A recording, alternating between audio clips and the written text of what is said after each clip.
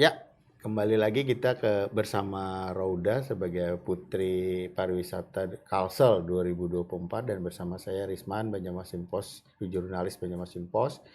Dan kita ingatkan kembali bahwa tayangan ini live di Banjarmasin Post News Video di YouTube, kemudian di post online di Facebook dan di Instagram Banjarmasin Post.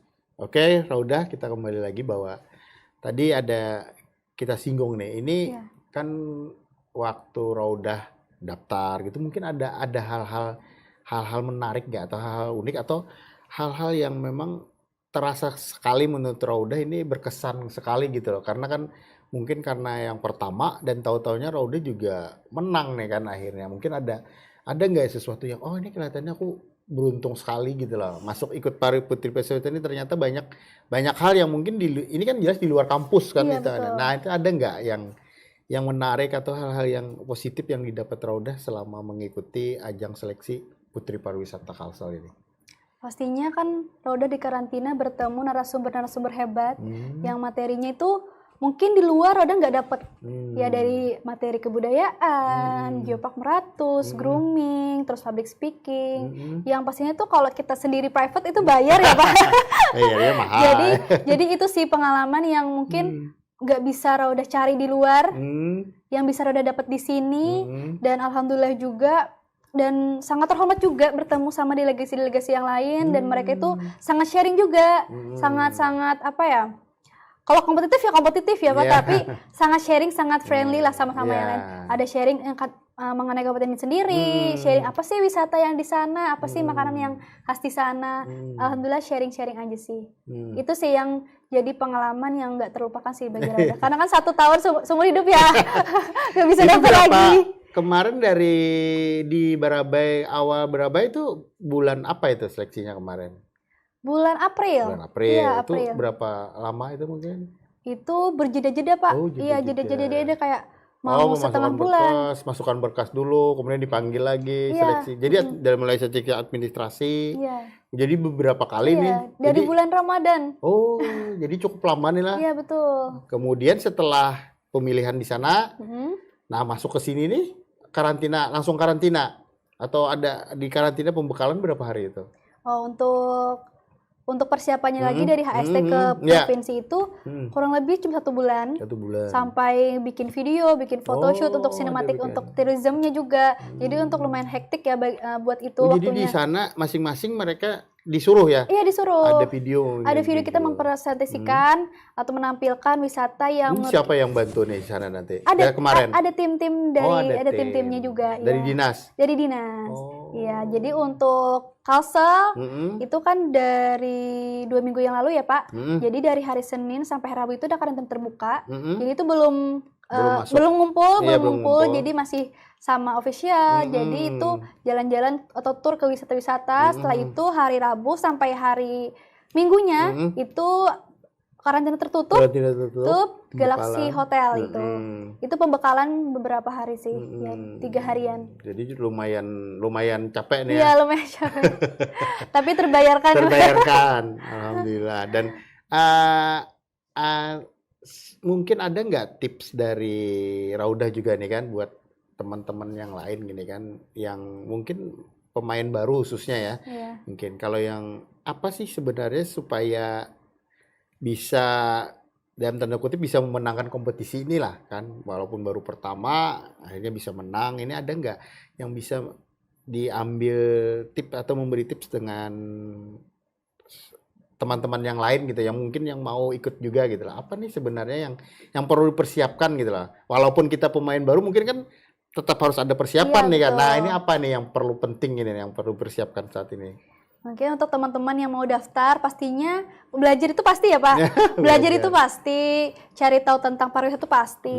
Tapi menurut Raudah ya untuk ikut kompetisi, terutama yang baru-baru kayak Raudah yang newbie-nya, itu harus kenali sih diri sendiri. Apa sih keunggulan, apa sih kelebihan, apa yang bisa tonjolkan dengan beda dengan orang lain gitu. Untuk Raudah sendiri, yang penting itu positif ya. Kita harus mikir positif semua orang. Kita percaya diri aja. Kita tahu kemampuan kita tuh bisa dengan orang lain. Terus juga kita aware sama sekitar. attitude sih Kak yang lebih harus karena kan apapun ilmu kita setinggi apapun, tapi kalau attitude kita rendah gak bisa juga. Itu sih attitude yang pertama yang harus teman-teman bangun ya dari awal mau ikut itu sih. Artinya bukan hanya ilmunya tapi juga akhlaknya juga dijaga. Dan mungkin jangan patah semangat ya. Artinya walaupun dari daerah ini tetap pede ini bersaing dengan dengan kota besar ini. Rauda, ini juga ada beberapa pertanyaan ini mungkin yang masuk nih dari Instagram mungkin kayak KDJ. Setelah menjabat ini ada program apa Putri Rauda yang dijalankan bersama putra-putri pariwisata yang lain? Nah, ada nggak yang bakal dijalankan mungkin dengan putri pariwisata yang lain gitu? Untuk putra-putri pariwisata Kalsel karena masih baru ya Pak, jadi belum masih bisa berkumpul semua. Jadi tapi untuk dari HST sendiri udah ada karena setiap minggu kami ada program CFD. Itu kalau Bapak tahu di lapangan Diwarna ada lapak seni.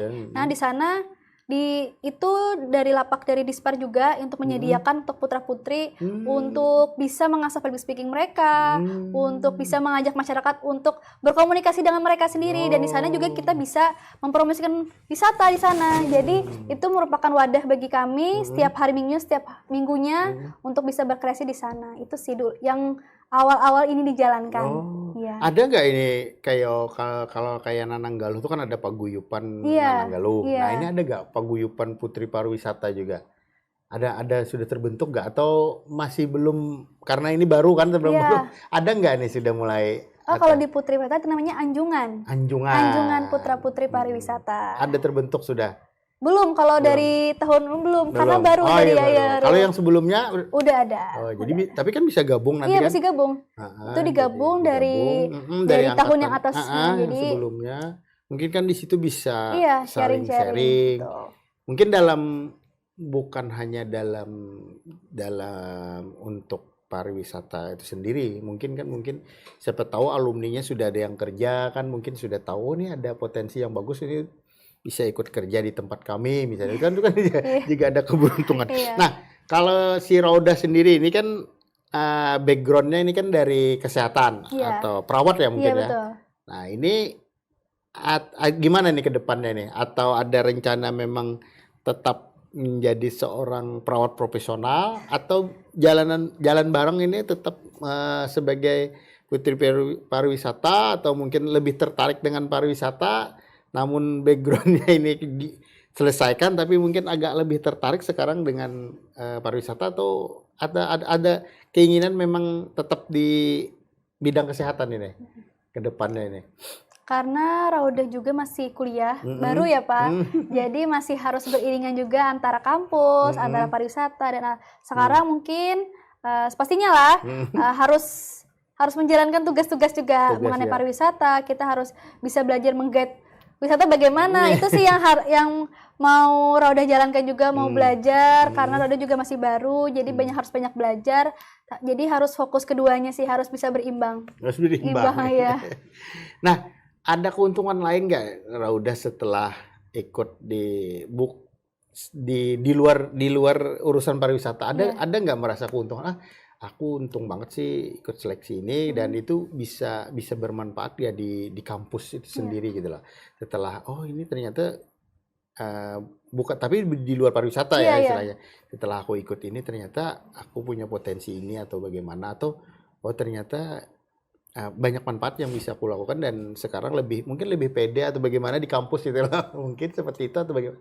Iya, pastinya lebih pede ya Pak, karena udah lumayan terkenal ya di kampus.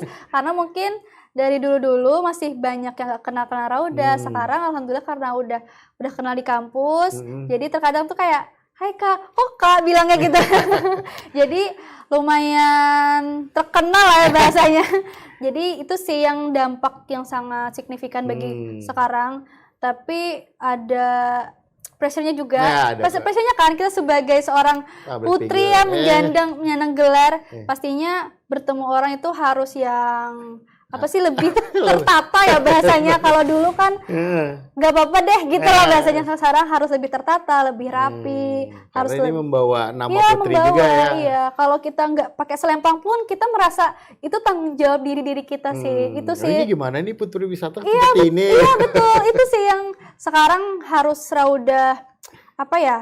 Tanamkan banget sih. Jadi dimulai kebiasaannya lebih dirubah lagi, sedikit-sedikit lebih bagus lagi lah bahasanya. Ada sisi positif, ada negatifnya juga. Dijadikan positif ya. Dijadikan positif memang. Nah ini ada juga ini yang dari Instagram mungkin Mbak Raya. Ada rencana naik ke nasional kah Putri gitu. Ya. Nah ini ada tahapan mungkin kan. Setelah di sini atau habis ini tadi memang mungkin sudah dijelaskan Rauda juga, tapi mungkin bisa diulang kembali atau ada tambahan lagi? Ya, insya Allah Rauda akan berkompetisi lagi di tahun depan, yaitu di Putra Putri Pariwisata Nusantara 2025. Jadi masih ada 1 tahun untuk lebih belajar lagi, lebih berproses lagi, lebih harus mengupgrade diri lagi. Jadi mohon doanya buat teman-teman, buat Rauda dan pasangan Rauda, yaitu Adhan Calik ya, untuk bisa lebih memantapkan diri untuk 1 tahun ke depan agar bisa menampilkan yang terbaik buat Kalimantan Selatan. Ini rencananya di provinsi mana nih? Belum tahu. Belum tahu Pak. Belum tahu. Tapi ini bukan yang jelas bukan di Kalsel kayaknya. Iya, bukan di Kalsel. Oh, jadi ada rencana ke luar daerah dan ini akan mungkin dikenal dengan budaya daerah lain. Iya betul. Dan mungkin persiapannya ini udah mulai dicicil ya. Iya dicicil. Karena ini kan mungkin di tingkat nasional ini akan lebih banyak nih persaingannya ya, tapi mungkin tetap percaya diri.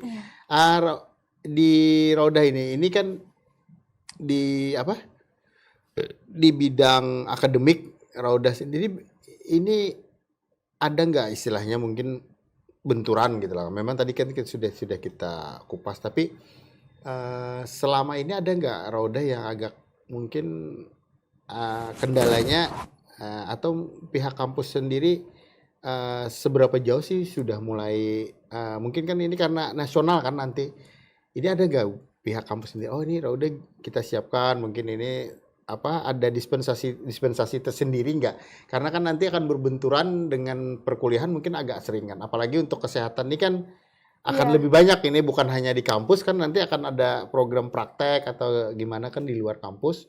Dan dari orang tua sendiri ada nggak kekhawatiran gitu lah, Rauda nanti gimana ini kuliahnya gitu lah, ada nggak yang dikhawatirkan nanti? Pastinya dikhawatirkan ya tadi ya, betul kata Bapak tadi, untuk ilmu kesehatan itu banyak ya, bukan hanya di kampus aja, pasti ada praktek kliniknya, dan sekarang Rauda juga praktek klinik, jadi lumayan harus bisa manajemen waktunya sih, bagaimana bisa ngatur supaya ini bisa jalan, supaya Rauda sebagai putri bisa jalan. Jadi itu sih, tapi untuk kampus tetap support, tapi harus tetap mengutamakan akademis. Ya karena kan kita berawal dari kampus juga, kampus support juga.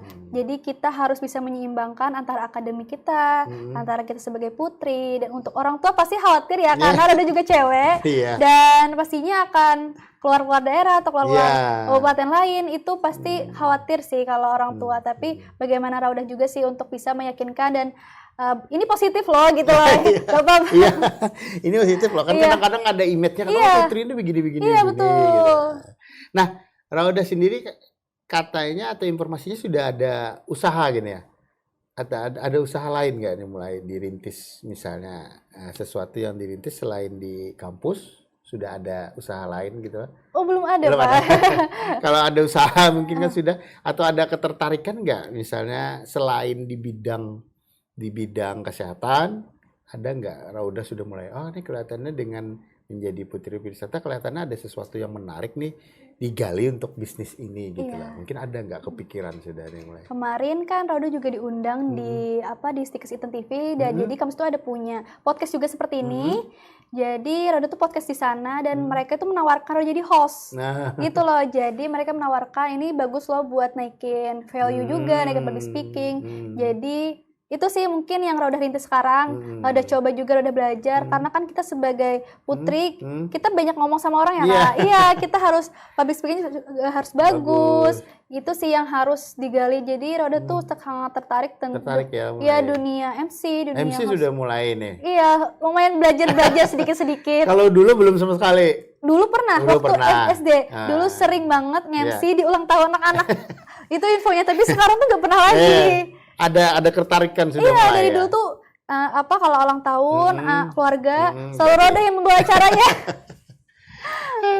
Nah, nggak terasa nih Raudah ini hampir 1 jam kita di acara ini, dan mungkin ada nggak, dan mungkin sebelum penutup kita mungkin ada closing statement dari Raudah sendiri untuk pemirsa Banjarmasin Post di Banjarmasin Post ini. Ada nggak closing statement atau harapan Raudah gitu lah sebagai putri pariwisata Kalimantan Selatan, atau ada keinginan Raudah atau masukan-masukan Raudah atau kata penutup closing statement bagi khususnya untuk generasi remaja sekarang? Silakan. Mungkin untuk masyarakat ya, untuk masyarakat Selatan, Raudah cuma mengingatkan karena kita memiliki pariwisata yang cukup lumayan banyak, cukup lumayan sangat-sangat berpotensi untuk bisa dilihat oleh negara luar atau dunia ya. Jadi kita harus bisa juga menjaga lingkungan, menjaga kelestarian hayatinya juga. Karena kan kita tadi sudah bilang juga, kita tidak hanya berwisata, tapi kita juga harus sadar akan wisata. Dan untuk remaja yang mau ikut juga ya, ikut Putri Pariwisata Kalimantan Selatan, tetap semangat, tetap harus belajar juga. Karena kalau kita tidak mencoba, kita tidak tahu apa sih potensi yang bisa kita gali. Jadi